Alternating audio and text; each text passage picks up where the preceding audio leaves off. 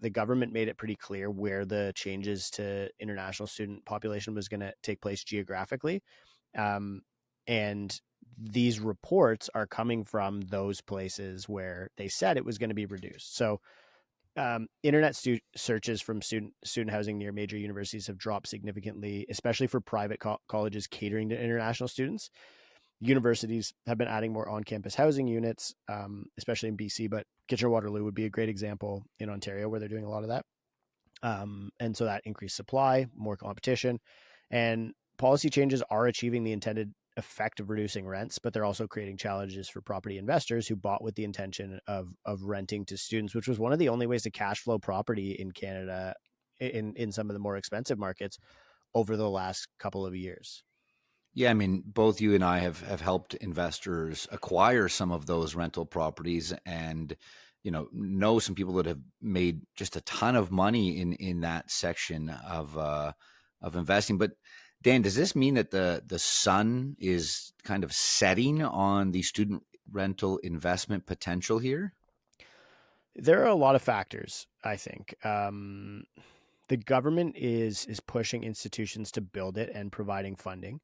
We're seeing an upzoning around schools, which is going to start competing with independent landlords if the universities are getting funding. Because remember, they added the universities to that apartment construction loan program as well. Mm-hmm. And international student caps, which are mentioned there, they're visible and predictable around the country. I posted in our school group for realist.ca. I even posted in the free school group actually, but there's basically if you go in the group and search international student, there's like a chart that literally shows you like BC's. Well, why don't you just read it? You can give me the areas that'll be increasing in international students. Yeah, so we'll see increasing international students in the following markets: Alberta, which will be up 10%; Newfoundland and Labrador up 10%. Northwest Territories is going to see a 5x increase, Nunavut a 6x increase. Now, it's important to remember for those two markets specifically, Nunavut and the Northwest Territories, that those are small numbers to start off with, like a few hundred. So, that 5 and 6x isn't going to be as massive as we're seeing in some of the other markets. Moving down the list, Quebec up 10 plus percent. Saskatchewan, again, 10 plus percent. And then back up north to the territories where we see a doubling in Yukon. And then everywhere else that we didn't mention there, you'd be seeing a decrease in international students. So BC minus 18%, Manitoba minus 10%, New Brunswick minus 10%, Nova Scotia minus 10%, Ontario minus 41%. This is where you're seeing these impacts, right? And it's mentioned in the article. PEI minus 10%. So overall across the country, minus 28%. So this is where those declines are being described from the article. That's where they're coming from. The examples that in the article are from BC, and I've had a lot of people in Ontario verify that this is taking place as well. Why is it always Ontario? Like, come on, guys. Terrible, man. It Worst really case seems Ontario. to be. Yes. I mean, look, Ontario really is worth looking at in this regard because of the huge increases that we've seen in certain college cities. And I know you posted this on Realist as well. And we've covered it a few different times in episodes. And the post literally reads risk list international student gap. And as discussed on a recent deal workshop call we had within our realist community, this is the list that I would use to assess if a market is going to be a high risk to a reduction in student housing demand from the international student cap and the consequences of that. So, Dan, maybe you can just give me a quick recap on the fastest growing international student populations here in Canada. Yeah, these are absolutely mind-blowing numbers on the impact of international students on the Ontario college system. So La Cité Collégiale in Ottawa, 6x increase in international students from 189 to 1,400. St. Clair College, Windsor, 11x increase. Canadore College in North Bay, 17x increase. Conestoga, Kitchener-Waterloo, 15x increase in international students. Sault College in Sault Ste. Marie, 39x increase. Loyalist College in Belleville, the biggest, actually technically not the biggest on volume, but I'll get to that. Belleville 46x increase from 79 to 3700. Come And on. the winner, Northern College in Timmins, technically an infinity increase in international students because they started from zero, but they also went up a lot to like 3,300 international students for an infinite gains. What the heck? 39, 46, and infinity. There you Hard go. to beat. If Hard. only we could all be so lucky to see infinity returns on our Oh portfolios. my goodness. Yeah. So those markets that you're seeing a big drop off in student demand, and that trickle down effect, therefore a big drop off in rents, and therefore a big drop off in prices. Yeah, and we've read that list before on the show explaining the risks associated with it. I feel like we've covered this topic pretty well. Okay, so then, Dan, again, my question remains: is student rental investing dead? I don't think so personally, but I think it was an overbought market and now it's correcting and it's presenting some opportunities with it. The saying buy when there's blood in the streets, even if the blood is your own, right? I haven't heard that one before. Is that a Daniel Foch original? No, it's a Nick Hill, yeah. Oh, okay, thank you.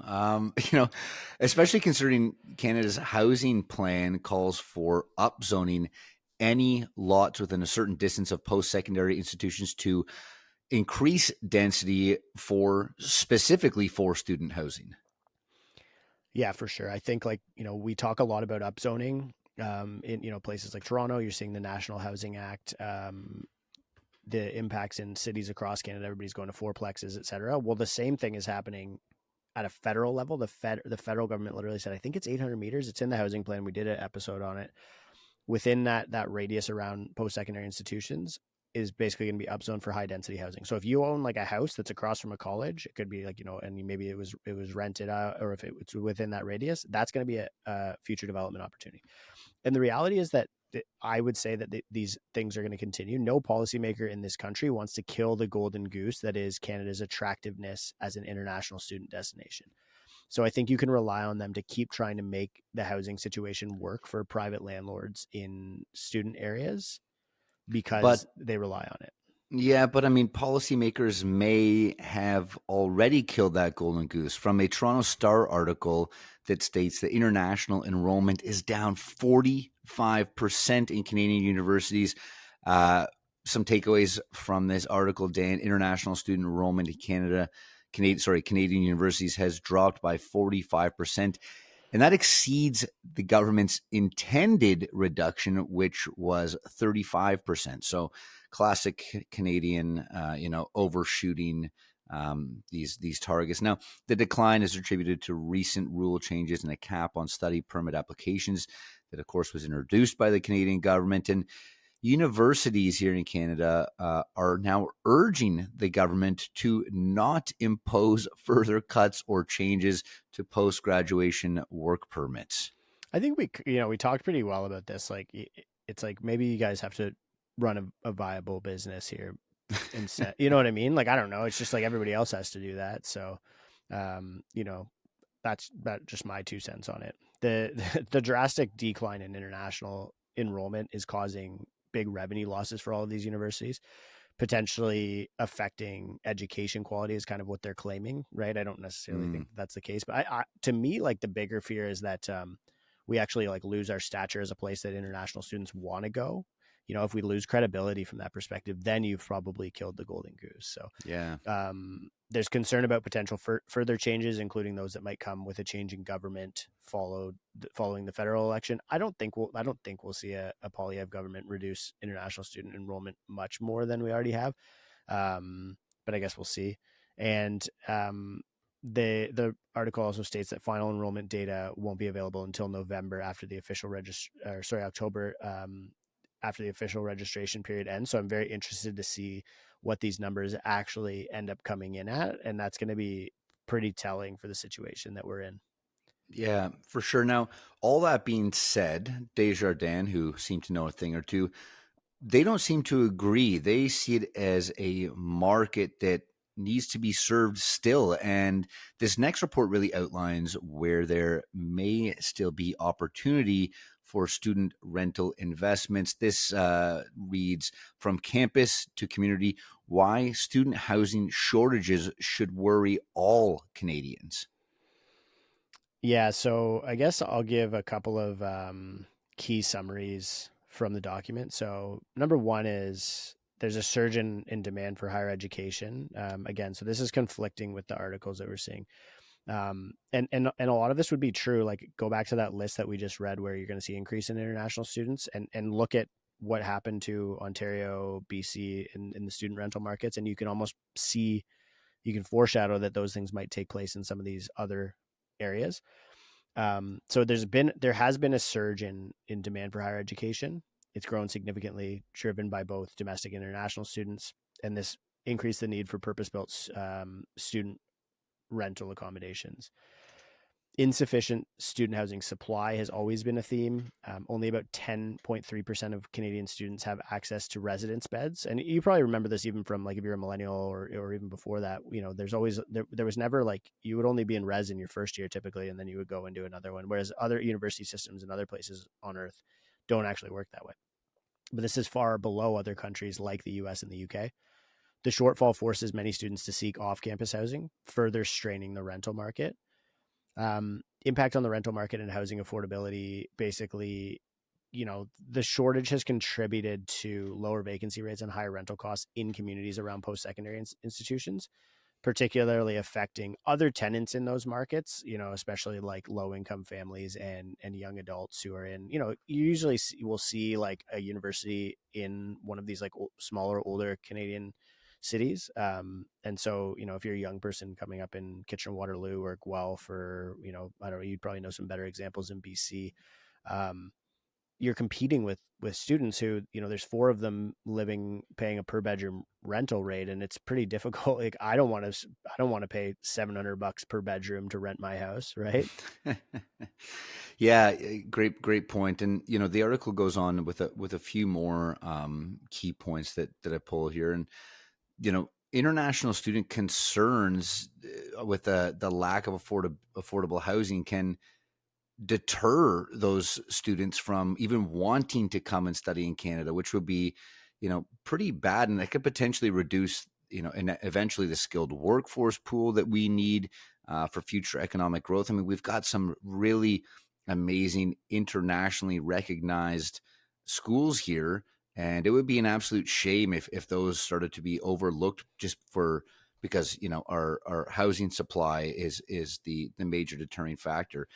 There's also the quality and the safety issues that I think probably at this point, whether you've heard it on this show or seen it on Reddit or Instagram or in mainstream media at this point, the quality and safety issues that many students are facing with substandard living conditions, including overcrowded or living in kind of really slumlord, poorly maintained houses. And this can have a pretty big negative impact on academic performance and even personal well-being. I mean, for a lot of people going to university or college or whatever it is, that's their first time living outside of the house. I mean, I remember my first 2 years, and, looking back as a grown man now, thinking, wow, we didn't really know how to live on our own back then, and we were kind of figuring it out. And Yeah, well, you're like, you get that independence period. Like, I think it's a big part of like the value proposition of go post secondary institution away from home is like you can outsource your kids going to learn life skills. Like you just yeah, go figure it out. Like you're an adult now. Like learn how to do your own laundry and clean up after yourself and whatever, right? yeah, like you can't, you hang clothes up. You don't just put them on the chair. You don't have, you take the garbage out, several times a week, not once every 2 weeks, right? Like these normal things. But if you're essentially being set up for failure in these like overcrowded or poorly maintained homes, that's going to have a negative impact. And then, of course, broader economic and social implications as well, right? The shortage of student housing has far-reaching effects, and that's everything from driving up property values to contributing to environmental, healthcare issues, making it really a national concern that requires, collective action across many different governing bodies.